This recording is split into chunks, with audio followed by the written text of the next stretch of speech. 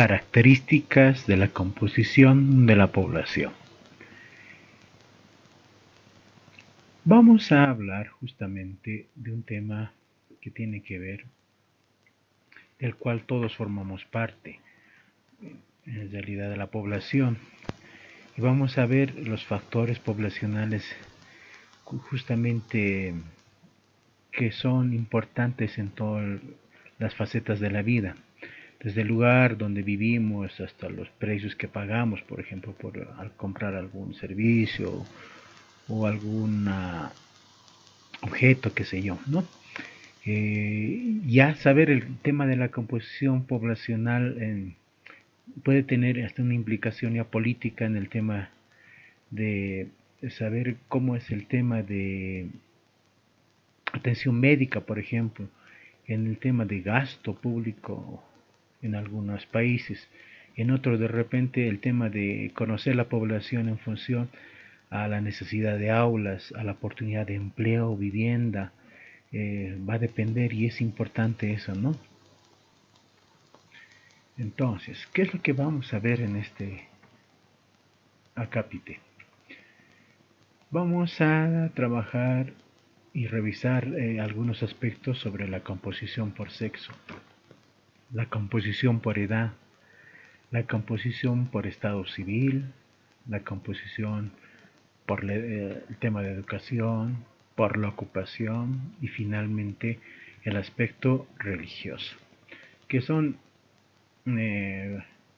parte de este capítulo. Veamos. El primer punto, la composición por sexo. En realidad el tema de edad y sexo son características básicas muy importantes. Es cierto que cada población puede tener una composición diferente por edad y sexo. Y esta estructura puede tener un efecto pues en el tema demográfico, también socioeconómico, y puede marcar justamente el futuro de una población. De ahí la importancia de esta composición, de esta primera acápite. Una forma sencilla de medir esta composición es justamente la razón de masculinidad, que es nada más, como está en la presentación, la relación entre el número de hombres y mujeres en una población. Esto expresada justamente con una constante K, como se ve a continuación en la fórmula. Entonces es una relación entre ellas y a partir de la cual calculamos cuál es el número de justamente población masculina respecto a la femenina. Por ejemplo, si tuviéramos un resultado, qué sé yo, de 70, llegaríamos a la conclusión de que para esa población y en esa fecha, la población masculina tiene representado un 70 por cada 100 mujeres en el municipio, ¿no? O en el departamento o país donde se haya calculado esta razón de masculinidad. Eso por un lado. También es posible hacer esto por el tema de la edad. Sabemos que la mayoría de las funciones biológicas y sociales de los individuos varían con la edad y el sexo. Entonces, estos dos siempre van a estar ligados de alguna manera. Y es importante conocerlos en el tema demográfico, ¿no? Porque esto a la larga va a estar relacionado también con el estado civil, la escolaridad, la ocupación, la movilidad geográfica, la residencia y más cosas, ¿no? Ahora, dependiendo la información, dependiendo la disponibilidad, aunque ya hay formas estandarizadas, generalmente se la maneja en grupos quinquenales. ¿Qué quiere decir? Grupos de 5, por ejemplo, de 0 a 4 años, de 5 a 9 años, de 10 a 14 años y así, en todo el continuo de la vida. Puede haber otras clasificaciones, pero es la que más se maneja y tiene fines de análisis justamente. Si nos referimos a cómo analizar esta composición por edad, existirán algunos indicadores y eso es lo que vamos a ver a continuación. El primero, por ejemplo, está referido al índice de dependencia, que es la relación nada más entre la población de edad potencialmente dependiente y la edad y la población en edad potencialmente activa, como vamos a ver a continuación. Esta es la fórmula para su cálculo. Mayores detalles de esto en el procedimiento lo tienen en el documento que viene adjunto a este video, ¿no? Por ejemplo, este es el índice de dependencia global. Este es de manera general, en la que se considera, por ejemplo, la población menor de 15 años y la población mayor de 64 años. Y esta la dividen entre la población de 15 a 64 años. Y a partir de esto, justamente, de esta dependencia global, se va a poder determinar cuántas personas por cada 100 están en estado de dependencia, ¿no? Esa es la dependencia global. Otro índice que también que tiene relación justamente con esta es el índice de dependencia juvenil, pero en esta ya no se considera los dos extremos, ¿no? Solamente la población menor de 15 años. Entonces su interpretación será de la misma manera, ¿no? Solamente ya referida pero a menores de 15 años. En el caso del índice de dependencia senil, solamente tomará la población mayor a 64 años, ¿no? Y solamente ese fragmento será la que se considerará para ese índice. Otro de los índices también utilizados y muy conocidos es el índice de Sundberg. Fue propuesto por el señor que está justamente en la presentación, tienen su foto ahí. Este estadístico sueco pudo hacer algunas investigaciones y a partir de eso es que genera este índice, y esta es la forma de calcularlo. Justamente hace esa relación entre la población de 0 a 14 años y la población mayor a 49 años, lo multiplica por 100. ¿Qué nos dice? Si el resultado que obtenemos a partir de esto, por ejemplo, si el porcentaje de menor de 15 años, por ejemplo, supera a los de mayores de 50 años, perdón, entonces la población es catalogada como progresiva. En cambio, si está entre los 15 y los 50, o sea, se equiparan de alguna manera, lo cataloga como estacionario. Y más bien cuando el grupo de mayores supera al de menores, a esto la catalogan como regresiva. Entonces, ese es el manejo del índice de Sundberg. Veamos el siguiente entonces. El índice de Fries. ¿A qué se refiere el índice de Fries? No es nada más que la representación en porcentajes de la población menor de 20 años, como está ahí en la fórmula, de 0 a 19 años, respecto a la población de edades comprendidas entre los 30 y los 49 años. Ahora, ¿cómo hacemos la interpretación de los resultados?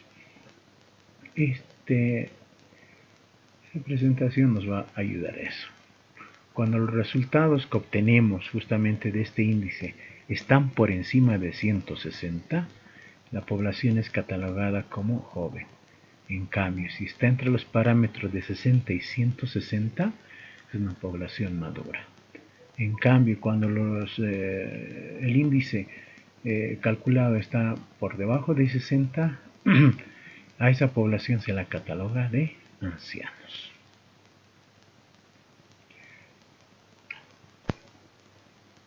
Otra forma. Las pirámides de población. Bueno, en realidad no me voy a referir a esta pirámide en específica.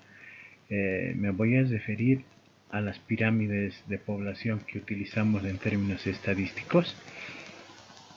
De repente es una de las mejores maneras de visualizar la distribución por sexo y edad. En realidad ya estamos combinando ambas variables de una población.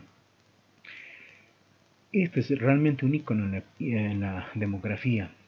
Se trata de un doble histograma que a golpe de vista nos permite identificar justamente aspectos básicos de distribución en función al sexo y la edad, básicamente.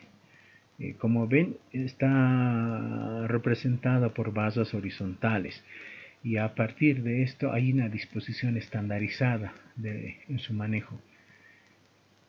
El sexo masculino siempre va, si ven de frente a la pantalla, a la izquierda y el sexo femenino a la derecha. Ahora, como están, como cualquier histograma que se construye bajo dos ejes Y y X, o horizontal y vertical, el eje vertical va a contener los grupos quinquenales justamente de la pirámide poblacional. En cambio, el eje Y o el eje horizontal va a contener justamente la estimación del número de la población. Entonces, a partir de esa combinación es que se va a construir una pirámide poblacional. Sigamos. Hay varios tipos de pirámides poblacionales. Este resumen me va a permitir esclarecerles y identificar algunas diferencias entre ellos. Hay tres tipos básicamente: la progresiva, la estacionaria y la regresiva. Como podrán ver, la progresiva tiene una forma triangular con, si quieren, algún grado de curvatura en los lados. En cambio, la estacionaria tiene una forma de campana u ojiva y la regresiva una forma de bulbo. Si quisiéramos catalogar algún país bajo esta lógica, tendríamos que construir la pirámide poblacional en realidad, y a partir de esto identificar cuál de estas formas tiene. Aunque hay una lógica, digamos, que coincide justamente y está relacionada con el nivel de desarrollo. Generalmente en los países con subdesarrollo se presenta el primer caso, donde hay más población joven. En cambio, en los países en desarrollo ya tiende a cambiar a una forma estacionaria. Y pasa todo lo contrario en países desarrollados, donde los niveles de población joven son bastante bajos y más bien tienden a aumentar la población adulta, ¿no? Peor de la tercera edad.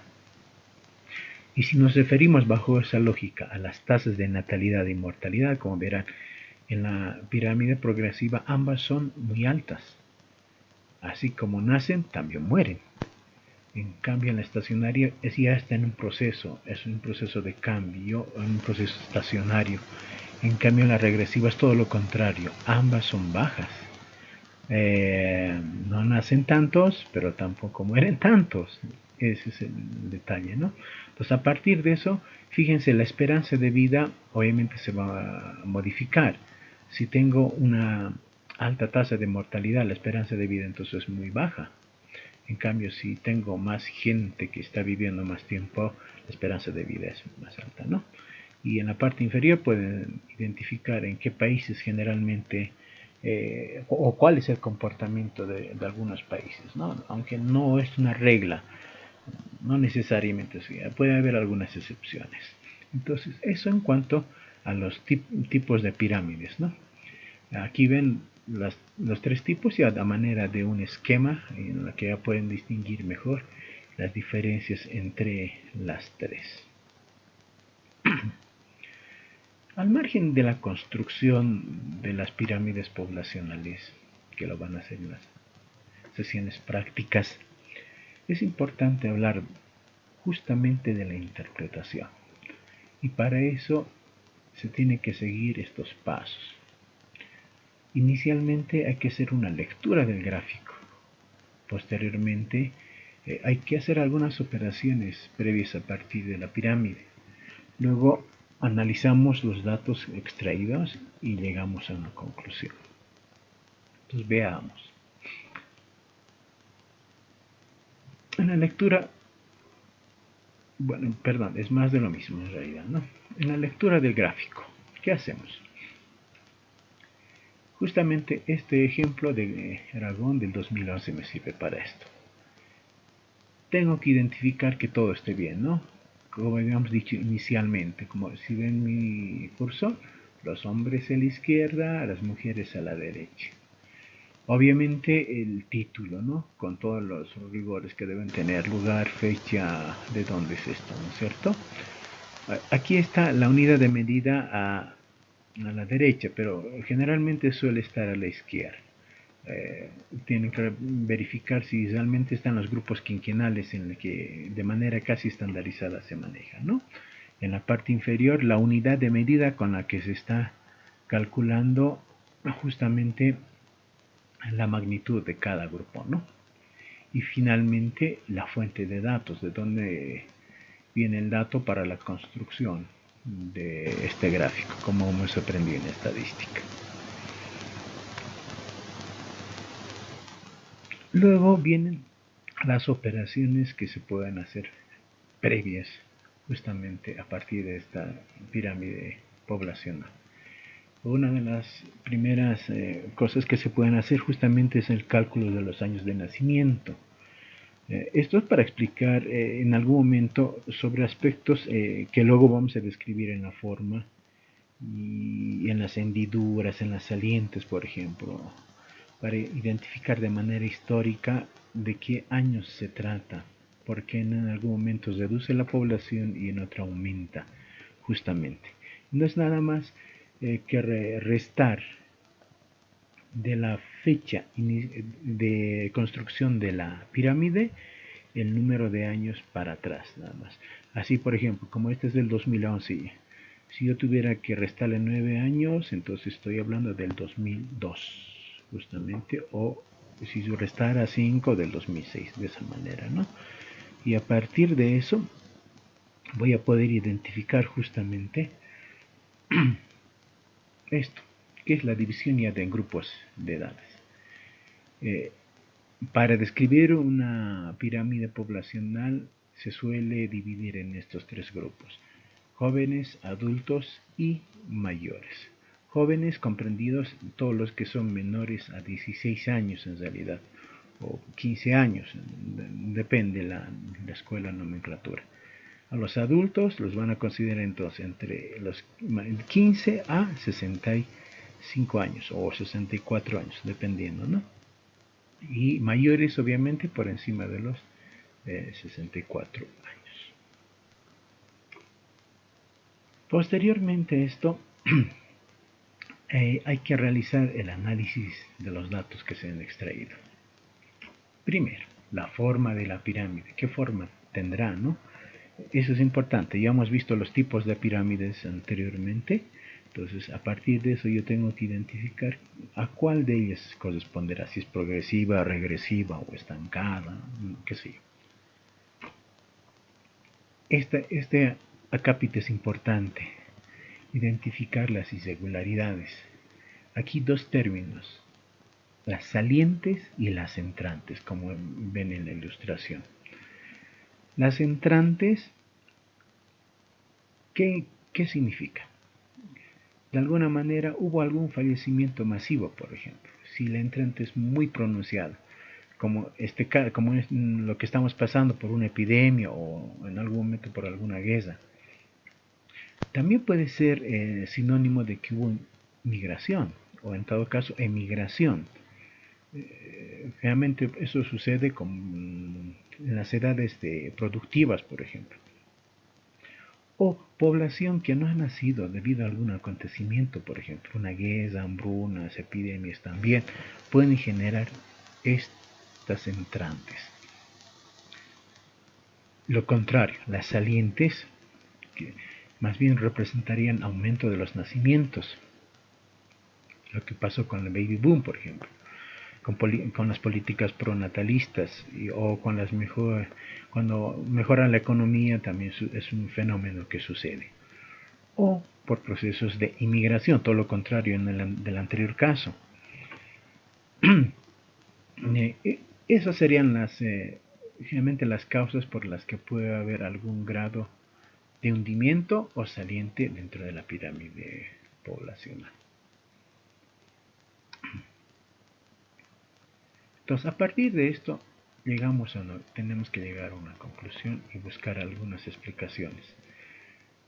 A partir de lo que hayamos encontrado o los hallazgos que hayamos tenido, podríamos determinar que se trata de un país envejecido de repente o todo lo contrario, o una población joven, va a depender de la forma.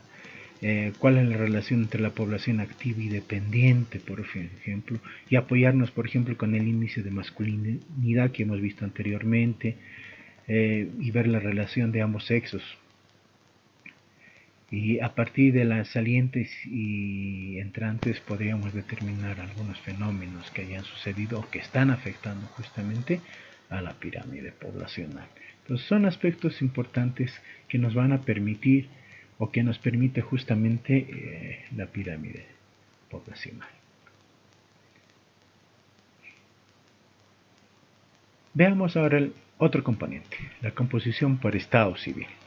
En el tema del estado civil, bueno, es una de las informaciones también importantes, porque tiene directa relación, si quieren, con el tema de la fecundidad y por ende con el tema de mortalidad infantil, o la disponibilidad, por ejemplo, de mano de obra femenina. También en el tema político con asistencia social, vivienda también estaría relacionado con esto y algunos otros servicios también, ¿no? Y esta es pues indispensable para el estudio, por ejemplo, de la nupcialidad, y otros estados que pueden ser, por ejemplo, la viudez, las separaciones y otras relacionadas a esta, ¿no? Eh, Obviamente hay clasificaciones en el estado civil, no pueden estar solteros, casados, viudos, divorciados, separados. Bueno, ahora en nuestro país se ha agregado otra, la unión libre, por ejemplo, ¿no? Eso va a depender de cada país. Entonces, una de las cosas que vamos a ver en este acápite es justamente la nupcialidad. ¿Y qué es la nupcialidad? En realidad se refiere al matrimonio como un fenómeno de la población, y para esto incluye una tasa. Eh, en realidad las características de las personas casadas y la disolución de estas también de manera indirecta, ¿no? Entonces hablamos de la tasa de nupcialidad. ¿Y cómo calculamos la tasa de nupcialidad? Bajo esta fórmula. El número de matrimonios en una gestión sobre la población total de la misma gestión multiplicado por una constante, en este caso 100. Aquí algunos datos de Bolivia, por ejemplo. Entonces, hasta el 2017 encuesta de hogares. Vemos que hubo la categoría con mayor frecuencia es solteros, el 37%, seguida de casado con el 36%. Y luego el resto de las demás categorías, ¿no? Y a esto faltaría de repente la categoría que les había mencionado, ¿no? Pero aunque de repente está en conviviente o concubino.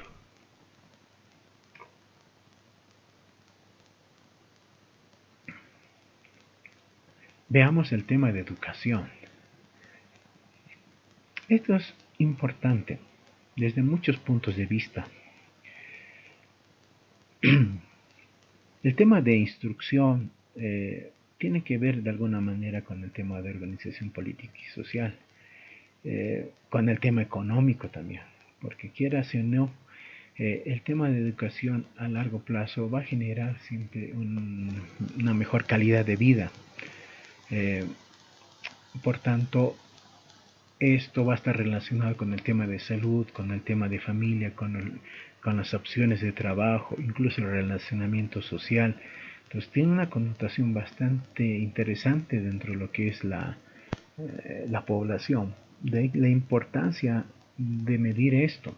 Una de las formas de medir esto es justamente con esta tasa, la tasa de matriculación neta, por ejemplo, que se calcula de esta manera, que es nada más la relación en la población por grupo de edad en el que vayan a ser, con un nivel educativo en un año respectivo, obviamente, sobre la total o el total de población del grupo de edad en el año respectivo también, ¿no?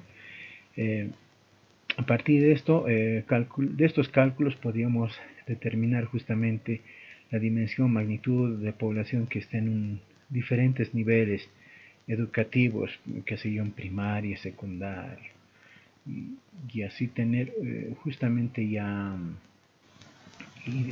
valorar la cobertura, por ejemplo, de la educación en la población. Obviamente, si este indicador es alto, va a ser sinónimo de que la cobertura es buena, por ejemplo. O si es bajo, entonces habrá que trabajar mucho. Entonces sirve mucho para el tema de planificación, por ejemplo, este aspecto. Si hablamos en el tema de ocupación, obviamente, eh, esto tiene que estar relacionado directamente con el tema económico.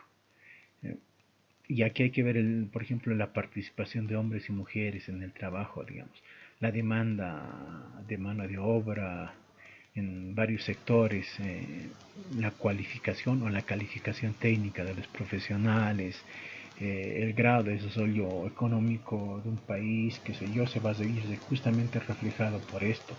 Por eso es importante esto, ¿no? Y a partir de esto, pues se distinguen algunos términos. Por ejemplo, la población económicamente activa, por ejemplo, y la población no económicamente activa. Eso está referido, por ejemplo, a la tasa de dependencia que anteriormente habíamos visto, ¿no?